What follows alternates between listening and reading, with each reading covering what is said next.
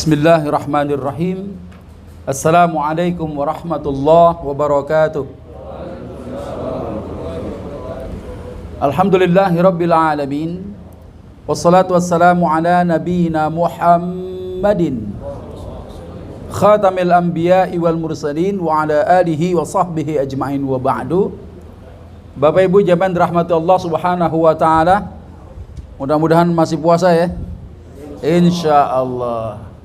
Semoga Allah sampaikan kita pada waktunya kita berbuka, dan hari ini kita isi di antara rangkaian ibadah puasa kita dengan amalan-amalan sunnah.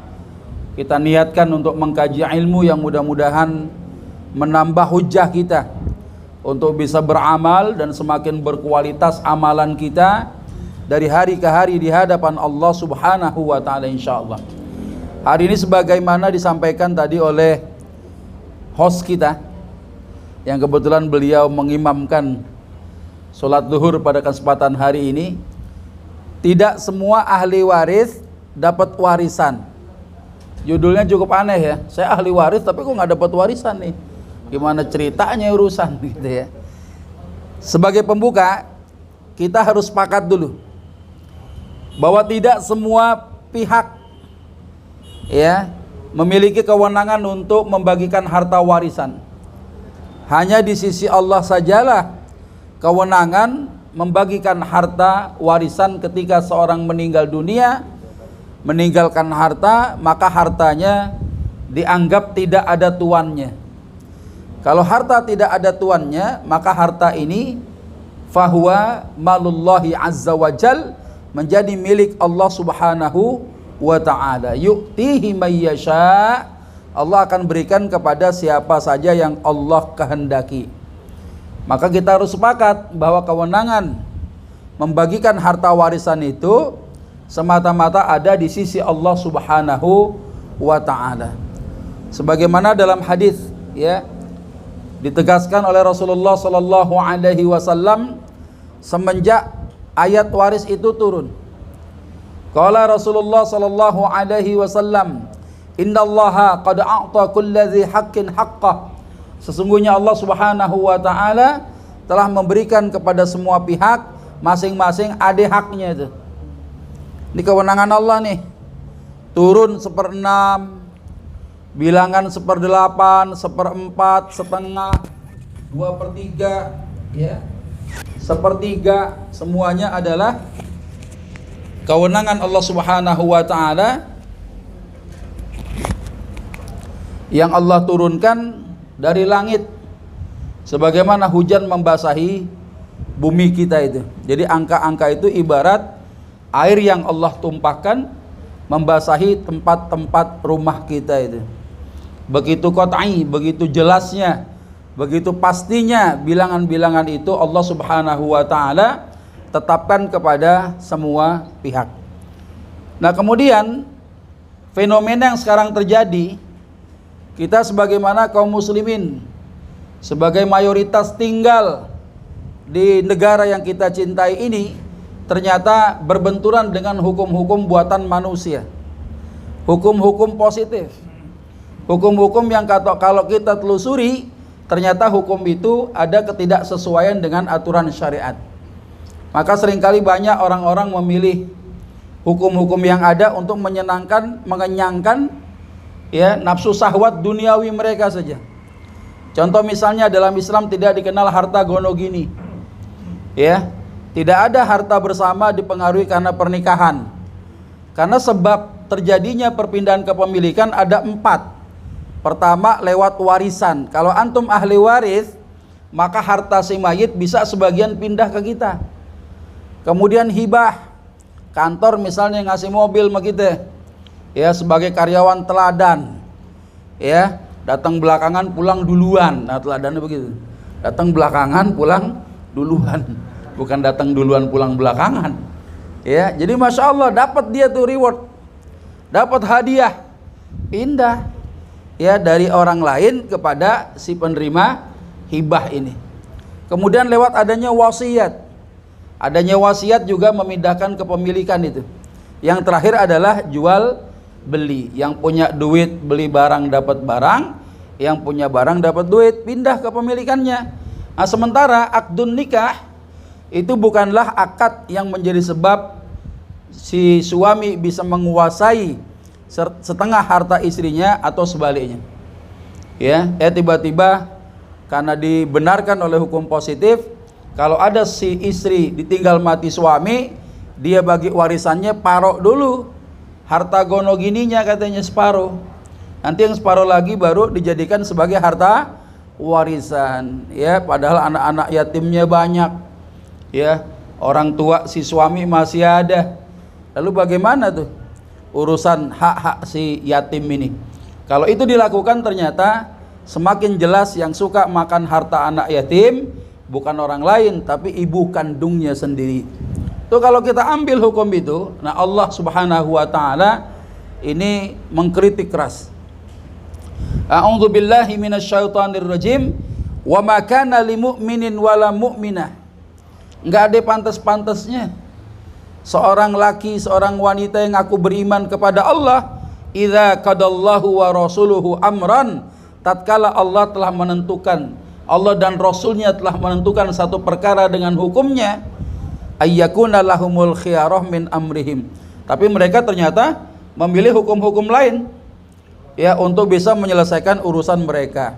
Yang biasanya hukum dipilih yang bisa menyenangkan urusan perut, nafsu, syahwat dunia mereka saja. Makanya Allah tegaskan, wa may ya'sillaha wa rasulah. Siapa yang durhaka kepada Allah dan Rasulnya, faqad dhalla dhalalan mubina. Dia berada di dalam kesesatan yang kesesatannya sungguh nyata sekali. Ya, ngeri. Banyak hukum-hukum yang dibuat lewat tangan manusia ya tidak sesuai dengan aturan syariat. Bahkan di KHI sendiri kompilasi hukum Islam. Ya, nanti kapan-kapan kita bahas tuh. Pasal-pasal mana aja tuh yang tidak sesuai dengan aturan syariat itu. Ya. Nah, kemudian ulama-ulama Asy-Syafi'iyah menegaskan di dalam kitabnya, Nizamul Mirath, nizamu syar'iyyin tsabitin bi nususil kitabi was sunnah wa ijma'il ummah. Peraturan hukum waris adalah peraturan yang ditetapkan oleh Al-Qur'an, Al-Hadis, termasuk juga ijma'nya kaum muslimin. Di mana kedudukan ilmu ini sama saja seperti hukum masalah as-salah waz zakah wal muamalat wal hudud. Ya, yang namanya salat tadi berapa rakaat? Boleh nggak dirubah? Enggak boleh kecuali ada dalil, ya.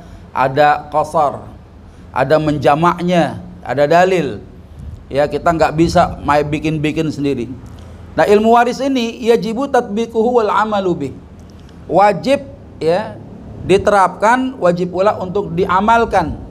Wala yajuz taghyiruh wal khuruj alaih. Ini termasuk apa? Ilmu waris ini nggak boleh dirubah-rubah. Ya, apalagi sampai keluar daripada hukum waris Islam. Jadi kita tunduk terhadap aturan Allah dan Rasulnya. Makanya sahabat Rasulullah kalau mau meninggal dunia itu selalu berpesan, bagikan harta warisan ini sesuai dengan aturan Allah, karena tahu di situ ada pahalanya. Ya. Nah, kemudian ketika seorang meninggal dunia, dia meninggalkan harta punya ahli waris, ya ternyata tidak semua ahli waris dapat warisan kecuali yang memenuhi persyaratannya. Kita lihat, apa sih syarat ahli waris? Pertama adalah dia kudu terdaftar. Terdaftar dari sisi apa? Dari sisi syariat. Pertama, terdaftar dari sisi pernikahan atau musyawarah ya. Di musyawarah ini, pernikahan ini nanti kita akan bahas. Pernikahan yang macam mana itu yang bisa menimbulkan sebab saling mewarisi itu.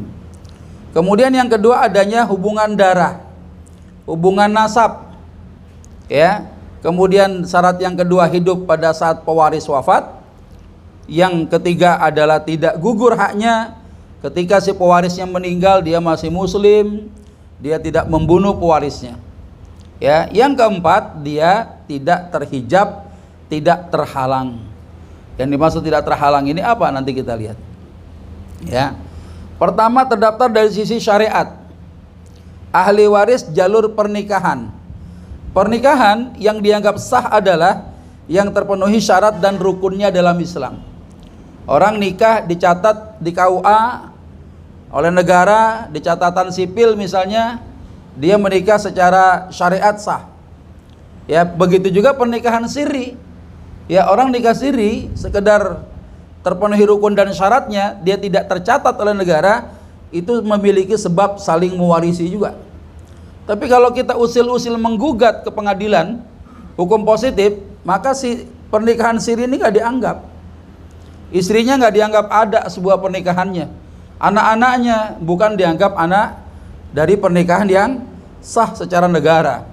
Itu kalau kita ikuti hukum positif tadi, zalim kita sama ya istri, mungkin istri ayah kita, ya, kemudian saudara-saudara seayah dengan kita, ya, dari istri kedua seseorang misalnya begitu. Jadi pernikahan siri itu juga menjadi sebab adanya saling mewarisi. Ya, apa sih dasarnya bahwa pernikahan ini ada hak warisnya? Surat An-Nisa ayat 12. Ya. Walakum nisfu ma taraka azwajukum illam yakul lahunna walad. Dan bagianmu suami dapat setengah dari harta yang ditinggalkan oleh istri-istrimu kalau istrimu enggak punya anak. Jadi istri meninggal punya harta, enggak punya anak dia. Suaminya dapat setengah. Kalau punya anak, suaminya dapat 1/4. Begitu juga istri. Suami meninggal, ada anaknya, istrinya dapat 1/8. Enggak ada anaknya, dapat 1/4. Yang namanya suami istri pasti dapat warisan. Ya. Yang berikutnya, bahkan ada orang yang baru saja akad nikah.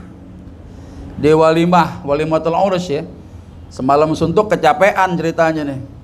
Malam pertama ya nggak sukses. Ya baru dicolek mati. Ya, baru dicolek mati itu salah satu pasangan suami istri ini. Maka yang meninggal dunia menjadi pewaris, yang hidup namanya ahli waris. Walaupun belum adanya ad-dukhul. Apa kemarin ad-dukhul itu? Ad-dukhul apaan tuh ya? Ibarat bola ditendang masuk gawang. Ya, yang bawa bola suaminya, gocek sono, gocek sini. Ya, ditendang kagak, nggak jadi jima namanya. Jadi yang namanya jima itu ad-dukhul. Bola ditendang masuk gawang, gol. Ya, namanya ad-dukhul. Ini belum terjadi dukhul. Baru akad nikah meninggal, ada sebab saling mewarisi. Ya. Nah, kemudian ahli waris jalur furu atau faro, cabang. Ini dari hubungan darah. Ya. Anak yang lahir karena pernikahan yang sah dinisbahkan nasab kepada ayahnya dan menjadi ahli waris bagi kedua orang tuanya. Ya. Sementara anak yang lahir karena perzinaan dinisbahkan nasabnya kepada ibunya saja. Makanya namanya bin ibunya fulan bin fulanah. Kalau perempuan fulanah binti fulanah, anak emaknya. Dalam Al-Quran tuh ada tuh. Siapa tuh yang anak emaknya? Nabiullah Isa bin Maryam. Ya karena nggak ada bapaknya kan. Ya, jadi yang namanya anak hasil perzinaan, ya, anak yang disebut-sebut dalam Al-Quran Nabiullah Isa bin Maryam gitu ya, disebut dengan anak jaddah. Anak jaddah itu anak emaknya. Ya, jaddah itu kan nenek, ibu ya. Jaddah itu anak ibunya dan menjadi ahli waris saudara seibu saja. Ya, dia punya warisan itu dari ibunya atau saudara yang seibu saja. Nah, kemudian dasarnya apa? Jelas An-Nisa ayat 11. Yang namanya anak pasti dapat warisan. Ya. Nah, kemudian siapa sih yang disebut dengan jalur faro itu? Anak laki, anak perempuan. Kemudian cucu laki dan cucu perempuan dari anak laki-laki. Ya, maka di sini nggak disebut nih ibu-ibu nih. Ya, kalau ada anak perempuan, dia punya keturunan, cucu dari anak perempuan bukan ahli waris kita. Dia akan ngikutin kepada bapaknya, keluarga suami. Ya. Nah, kemudian ahli waris jalur usul. Pokok siapa dia? Ayah, ibu, sama nenek-nenek ini. Nenek dari jalur emaknya, nenek daripada jalur bapaknya itu. Sama kakek dari jalur ayah. Kakek daripada jalur ibu bukan ahli waris kita. Ingetin. Ayah, ibu, ya. Ayah, ibu, nenek dari ibu, nenek dari bapak. kemudian ada kakek dari ayah. Itu jalur usul namanya, jalur pokok namanya. Ya, dasarnya apa? Surat An-Nisa ayat 11. Wali abawaihi likulli wahidin minhumas sudus. Ya, untuk kedua ibu bapak ketika ada seorang meninggal dunia punya anak, dia dapat 1/6. Jadi orang tua yang ditinggal wafat sama anaknya jadi ahli waris. Ya, jadi anak sama orang tua bercalon, calon ahli waris, calon pewaris. Ya, suami istri juga begitu juga, calon pewaris dan calon ahli waris. Ya, tinggal siapa yang meninggal duluan aja, gitu kan. Nah, kemudian ahli waris jalur hawasi ukhuwah. Ini banyak nih. Ya, ahli waris daripada jalur ukhuwah, yang pertama saudara laki perempuan sekandung, satu ayah satu ibu. Saudara laki perempuan seayah saja beda emak. Saudara perempuan dan laki-laki seibu saja beda ayah. Siapa lagi? Keponakan laki-laki dari saudara laki-laki yang sekandung maupun yang seayah saja. Ya, kemudian yang berikutnya adalah paman. Paman ini saudara laki-lakinya ayah, bukan paman dari ibu. Ya, paman yang sekandung maupun yang seayah saja, dia punya anak sama mayit itu, anaknya paman statusnya sebagai apa? Kita sama anaknya paman tuh statusnya apa? Sepupu. Sepupu sama sepupu boleh nikah nggak? Hah? Boleh nggak? Boleh nggak kira-kira? Boleh? Nggak boleh kalau dua-duanya laki-laki. Nah, masih ingat kemarin kena tuh. Ya, kalau satu laki satu perempuan ya boleh nikah, dia bukan mahram. Ya, ingetin tuh, wudunya batal gitu ya. Nah, kemudian dasarnya apa? Lihat surat An-Nisa 12 tentang kalalah. Kalalah ini orang meninggal nggak punya anak, nggak punya ayah, sehingga tidak ada yang menghalangi jalur saudara. Ya, saudara bisa mendapatkan waris ketika nggak ada yang menghalanginya. Ya, ditambah surat An-Nisa ayat 176. Ya, misalnya seorang meninggal dunia punya saudara kandung perempuan satu, nggak punya anak, maka saudara perempuan ini mendapatkan jatah kias seperti anak perempuan satu, dapatnya setengah. Saudara kuat itu. Ya, nah ini yang disebut dengan terdaftar. Yang kedua, nah sebelumnya kita lihat, kelihatan dari belakang nih. Ini pewaris nih. Pewaris siapa pewaris? Yang meninggal. Jalur ke bawah namanya apa tadi? Jalur faro. Anak, cucu, cicit, apa lagi? Cucurut. Oh, cucurut. Nggak tahu namanya apaan tuh. Jalur usul yang mana jalur usul? Nih atas. Ayah, ibu, ada nenek-nenek nih. Neneknya dari ibu, nenek dari ayah, ada ayahnya ayah, kakek. Ini kakeknya siapa? Kakeknya ayah, kakeknya si mayit. Ya, kakeknya si mayit, makanya dihubungkan kepada si mayit. Kemudian jalur ukhuwah, saudara siapa nih? Saudara laki perempuan sekandung, seayah seibu, tuh garisnya satu sama si mayit. Saudara laki-laki perempuan seayah saja, beda emak. Saudara laki perempuan seibu saja, beda ayah, ya. Kemudian keponakan laki dari saudara laki sekandung maupun yang seayah saja. Berarti keponakan perempuan bukan ahli waris kita. Keponakan dari saudara perempuan juga bukan ahli waris kita.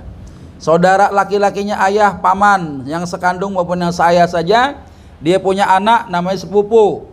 Hanya sepupu laki-laki saja yang menjadi ahli waris kita. Anggap orang itu terdaftar. Saya ahli warisnya si fulan, lu siapanya? Gue ponakannya, gitu kan? Ponakan laki-laki ya ahli waris gitu ya, dari saudara laki. Yang kedua, hidup pada saat pewaris wafat. Si keponakan ini ngerasa gue ahli waris nih dari om gue nih. Ya, gue hidup pada saat om gue meninggal dunia. Karena kaidahnya apa? Yang hidup namanya ahli waris, yang meninggal namanya pewaris. Ada lagi syarat yang ketiga, tidak terhapus haknya. Nggak ada hak ahli waris itu dihapus karena ucapan. Misal ada seorang ibu bilang sama anak-anaknya, tong kalau emak lo meninggal jangan bagi harta warisan emak buat babe lu. Emang babe kenapa emak? Emak gedek katanya. Kenapa gedeknya? Kawin lagi nggak bilang-bilang emak katanya. Ya, akhirnya apa? 3 bulan kemudian emaknya meninggal dunia. Si suami masih dapat warisan nggak? Kenapa dapat? Kenapa dia dapat? Ya sebagai ahli waris. Kenapa dia dapat? Masih sebagai ahli waris. Dari jalur apa? Kok jalur anak? Suami jadi anak. Ayo Pak, dari jalur apa? Pernikahan. Jadi segedek apapun suami sama bininya, ya, suami meninggal, bini yang digedegin sama laki dapat warisan. Ya, begitu sebaliknya tuh. Istri gedek sama si suaminya, nggak mandi-mandi. Ya, jorok gitu kan. Ya, segitu gedeknya tuh suami digedegin suami sama istrinya, ya, kemudian istrinya meninggal dunia, suami tetap dapat warisan. Nah, tidak terhapus haknya maksudnya apa? Orang ini masih muslim, nggak murtad. Rasulullah sampaikan dalam hadis ini, la yarithul muslimul kafira walal kafirul muslima. Tidak saling mewarisi muslim dengan kafir, kafir dengan muslim. Ya, kalau dia murtad nggak dapat warisan. Yang berikutnya, dia tidak membunuh pewarisnya. Udah disampaikan kemarin kan tentang macam-macam pembunuhan itu. Ya. Nah, ini tidak gugur haknya. Kemudian yang terakhir, ya, dia tidak terhijab, tidak terhalang. Ya, ketika ada seorang ahli waris yang secara garis kekerabatan lebih dekat dengan si mayit, maka yang dekat akan menghalangi garis kerabat yang jauh. Contoh misalnya anak sama cucu deketan mana sama mayit? Anak cucu pasti terhalang. Ayah sama kakek dekat mana? Dekat ayah, ya, kakek pasti terhalang sama ayah. Nah, seperti itulah teori tentang hujub wa mahjub yang tidak dikenal oleh kompilasi hukum Islam. Di kompilasi hukum Islam pasal 185 itu ada hak ahli waris pengganti. Ya, kalau itu dilaksanakan bahaya itu. Kenapa? Akan ada kezaliman, memakan harta yang bukan haknya. Karena dia nggak peduli itu. Ada anak yang meninggal perempuan, dia punya cucu. Nanti kalau kakeknya meninggal, cucu dari anak perempuan bisa menggantikan ibunya. Bayangin tuh. Padahal cucu dari anak perempuan bukan ahli waris. Ya, kenapa urusannya kepada anak bisa mengganti, cucu bisa menggantikan? Kalau suami meninggal, ya, 3 bulan kemudian istrinya meninggal dunia, apakah keluarga suami bisa menjadi ahli waris pengganti suami? Misalnya mertua bisa dapetin harta menantu, bisa nggak? Nggak bisa, karena mertua menantu tidak saling mewarisi. Ya, nah ini salah satu contoh yang disebut dengan tidak terhijab adalah, ya, ini tidak adanya penghalang harusnya. Ya, sebagaimana disebutkan ketika seorang meninggal dunia, dia punya anak perempuan atau anak laki-laki, ya. Misalnya di sini nih kita lihat. Seorang meninggal dunia punya anak laki-laki masih hidup. Anak laki-laki yang masih hidup ini akan menghalangi siapa? Mereka yang secara garis kerabat jauh. Ya, pertama adalah jalur saudaranya nggak dapat warisan. Yang sekandung, yang seayah saja, yang seibu saja nggak dapat warisan. Ya, keponakan terhalang, paman nggak dapat, sepupu nggak dapat, termasuk cucunya nggak dapat. Ya, misalnya antum punya anak laki-laki 2, sudah berumah tangga, punya anak. Satu laki-laki meninggal dunia, ada cucu yatim, dia ahli waris. Cucu dari anak laki-laki ahli waris, tapi nggak dapat warisan. Gara-gara apa? Si mayit masih punya anak laki-laki masih hidup. Nah, jadi kalau pengen disebut ahli waris yang dapat harta warisan, itu harus terpenuhi 4 persyaratan ini. Ya, kalau satu aja nggak muncul, nggak dapat dia warisan. Jelas sampai di sini? Paham ya? Alhamdulillah. Nanti ada kuis. Kuisnya online, kuis Kahoot. Ya, pakai handphone antum nanti. Biar ketahuan yang mana yang salah, mana yang benar. Insya Allah ada hadiah nih banyak. Saya nambahin juga. Ada kunci mobil tadi ketemu, kuncinya doang. Ya, insya Allah. Ya. Sebelum kita kuis ada pertanyaan nggak? Silakan. Ada. Tafadhal kalau ada. Ada pertanyaan? Ya, silakan. Dulu. Yang angkat ini yang bunyi yang sini. Ya. Waalaikumsalam warahmatullahi wabarakatuh. Dari yang pertemuan sebelumnya saya juga nggak mendengar bahwa harta yang dibagikan itu harta seperti apa. Nah, ya. Misalkan kalau misalkan orang tua kita tahu gitu dapat sebuah rumah, sebuah rumahnya itu kita tahu dari hal yang nggak baik. Ya. Nah, apakah kita itu masih mendapatkan harta itu sebagai harta waris atau seperti apa, Ustaz? Ya. Syarat harta warisan halal dan legal. Yang kedua, tidak bercampur dengan milik orang lain. Yang ketiga, dikeluarkan kewajiban-kewajibannya, diantaranya apa?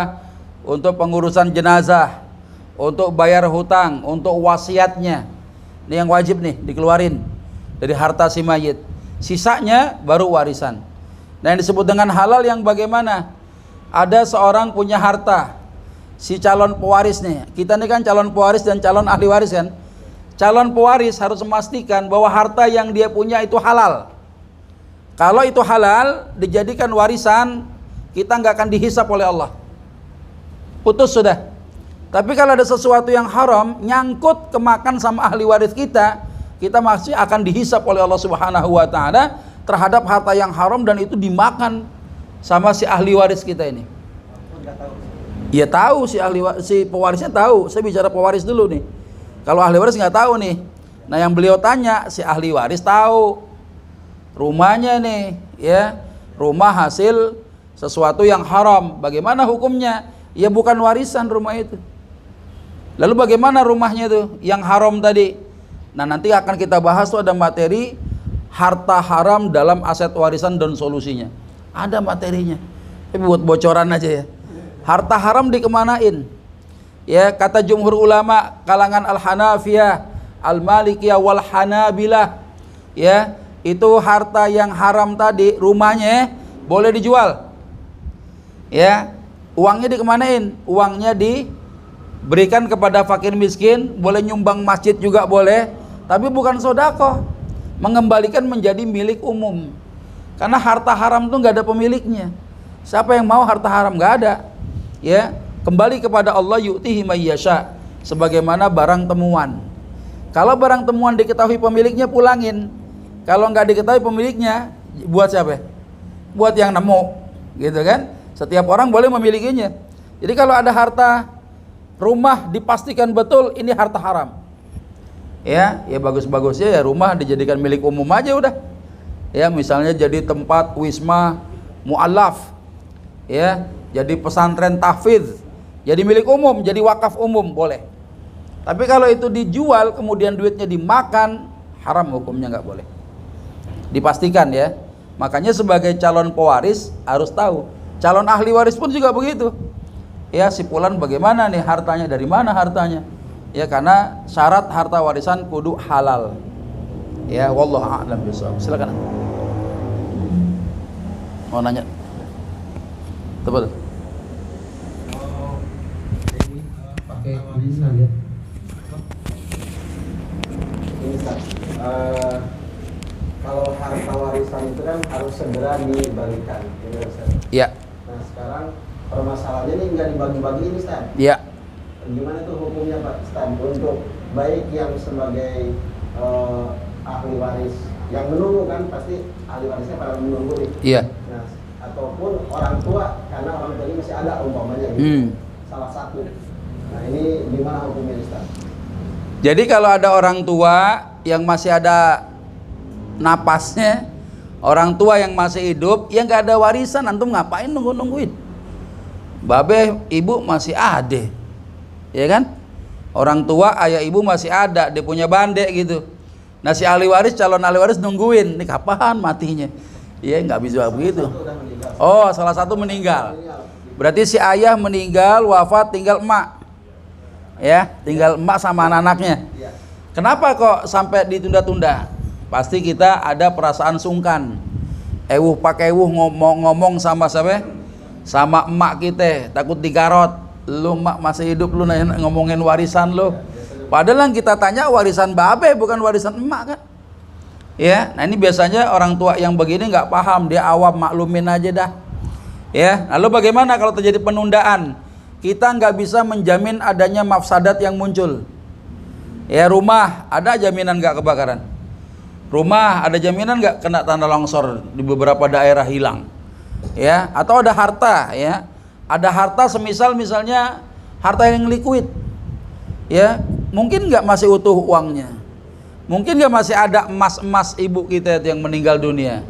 Ya, kalau itu tidak bisa dijamin, yang muncul mafsadat. Apa mafsadatnya? Riwayat kepemilikan harta warisan itu bisa hilang, ya, dimakan secara sengaja maupun tidak sengaja. Saya nggak tahu aturan perbankan ya, mohon dikoreksi. Kalau suami meninggal, biasanya bank akan membalik nama siapa? Nama ahli waris istrinya atau semua ahli waris? Semuanya. Atas nama satu rekening itu. Oh, menunggu fatwa waris, nanti jadi baru dibagi. Tapi kalau misalnya dicantumkan istrinya, berubah jadi nama istri enggak? Ditutup. Oh gitu ya. Nah, ini yang saya tahu dirubah sebagai misalnya nama nama istrinya merasa tuh duit dia pakai buat hidup, dia pakai buat belanja dan lain sebagainya, padahal itu adalah harta warisan, ya. Ada harta warisan di situ berupa uang-uang di bank misalnya. Nah, ini penting sekali kita pahami. Jadi kalau terjadi penundaan pasti akan terjadi mafsadat, ya. Gak usah jauh-jauh deh, yang bontot ngurusin emaknya meninggal, ya, dia dari mulai jomblo sampai nikah punya anak, ya, bininya ngerayu-rayu, bang, abang kerja, saya pusing di rumah, ya, daripada nggak ada kerjaan, nggak pugu lagu, ya, udah bikinin toko aja dah, toko sembako, saya yang jaga katanya, dibuat tuh, dibangunin, padahal tuh di atas tanah warisan. Kadang nggak izin juga sama ahli waris yang lain.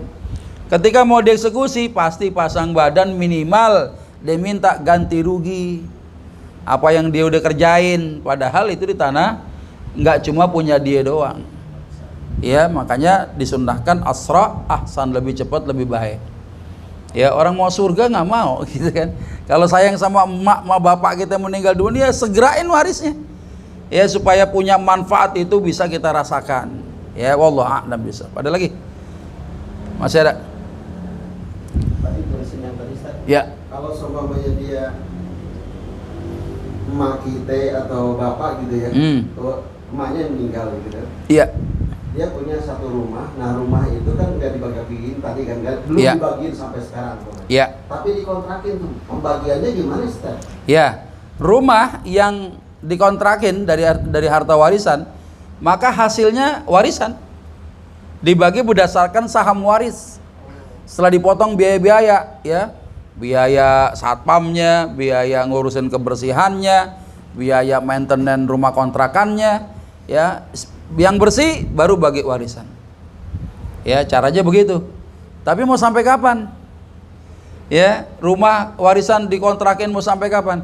Tiba-tiba ada yang tumbang, ahli waris satu, ya, meninggal lagi satu. Nah, nanti ketemu nih cucu sama cucu, ya, pada ribut, ya. Nah, masalah pembagian harta yang tertunda tadi. Itu makanya hati-hati jadi bom waktu. Ada lagi? Silakan. Jam berapa ini? Ibu-ibu, biasanya ibu-ibu di sana. Ayo silakan. Iya, silakan, Bu. Iya, ya.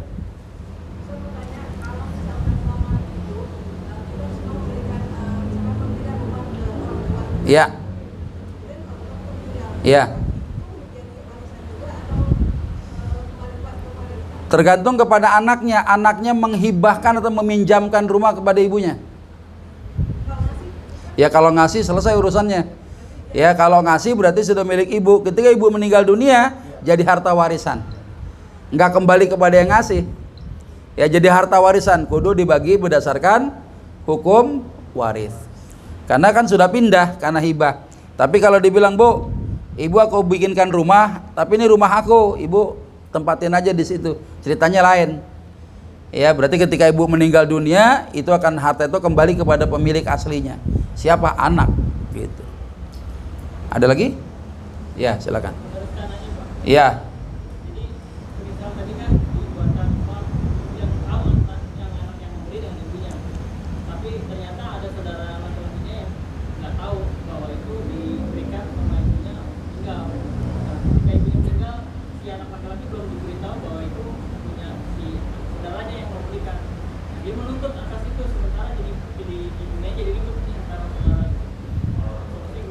Iya. Jadi kalau ada anak memberikan rumah kepada ibunya, ya, sertifikat nama siapa? Sertifikatnya nama siapa? Bos, sertifikat rumah nama siapa? Nama ibunya apa nama saudara, nama si anak itu? Nama anak. Ya berarti kan itu sudah cukup sebagai bukti. bahwa rumah itu bukan rumah ibunya. Ya, ini gue yang beli nih, emak cuma disuruh tempatin doang. Kan ada kaidah tuh, al-yaqin la yazulu bisyak. Keyakinan tuh nggak bisa dikalahkan sama asumsi. Abangnya bilang, ini mah rumah emak tuh asumsi. Buktinya mana? Emak tinggal di sini. Nah sekarang lo tinggal di rumah orang tua, emang rumah lo tuh? Ya kan asumsi kan? Nah sekarang saya punya bukti nih, ini sertifikat nama saya. Saya yang beli, AJB-nya ada nih, kwitansinya. Jelas, udah nggak bisa ngapa-ngapain. Ya kecuali sudah diserahkan kepada ibu, sertifikatnya nama ibu, yaitu warisan namanya. Ya, hati-hati juga tuh. Makanya si anak kadang goyang juga. Ya, yang merasa ngebeliin goyang juga. Ya orang goyang beli, akhirnya balik lagi sama dia. Ya, pahalanya hilang tuh. Ya, pahala kebaikan dia sama ibunya pengen dibayar sama nikmat dunia yang cuma sedikit doang. Hilang udah. Ya, seperti menarik apa? Al-aid fi hibati, al-aid fi hibati. Ya, orang yang menarik kembali hibahnya bagaikan apa? Bagaikan seekor anjing yang menelan muntahnya kembali. Ya, makanya hukumnya haram, nggak boleh kecuali hibah orang tua kepada anaknya. Ya, orang tua ngasih rumah, nih anak malah bader, nggak pernah nengokin emaknya. Emaknya kesel, dikasih rumah lu malah jauh sama orang tua, sini balikin, boleh. Walaupun sertifikatnya nama anak, tapi siap-siap emaknya di polisi sama anaknya tuh. Biasa begitu tuh, Pak polisi, rumah saya dirampas sama emak saya, gitu. Rame itu biasanya. Padahal yang dulu ngasih siapa? Emaknya. Boleh ditarik kembali. Makanya antum kalau punya anak, ngasih sesuatu, pemberian, diedukasi dulu. Lu jangan enak-enakan, lu di barang gue bandek gue kasih nih, gue bisa gue ambil lagi. Ya, biar dikata lu balik nama juga di polda tuh mobil, bisa gue ambil gitu. Ya, contohnya begitu. Jelas ya? Nah, ini terlihat ya, sudah sekitar 80% pemahaman kita secara kaidah tentang waris ini sudah cukup paham. Ya, tapi nanti ada sesi yang kedua, warisnya lagi. Sesi apa namanya? Kuisnya. Ini baru sesi yang pertama. Ya, mungkin lebih berat lagi pertanyaannya. Tapi alhamdulillah, mudah-mudahan kebersamaan kita pada kesempatan siang hari ini ya benar-benar mendapatkan ridho daripada Allah Subhanahu wa taala. Allah terima pahala puasa kita dan termasuk rangkaian ibadah semenjak tadi malam hingga hari ini insyaallah. Dan tasyakur tahadduts min ni'mah saja. Nanti sore insyaallah tim dari saya bawakan takjil ya. Jadi buat teman-teman yang belum kesempatan pulang karena waktunya sempit, insyaallah ada tambahan takjil dari tim saya. Nanti sore saya akan sampaikan ke Bang Jaka ya. Baik, itu saja. Banyak bicara banyak salah, kalau salah saya minta maaf. Kepada Allah sama-sama kita memohon ampunan. Semoga kita termasuk hamba-hamba Allah yang diampuni segala dosa dan kesalahannya.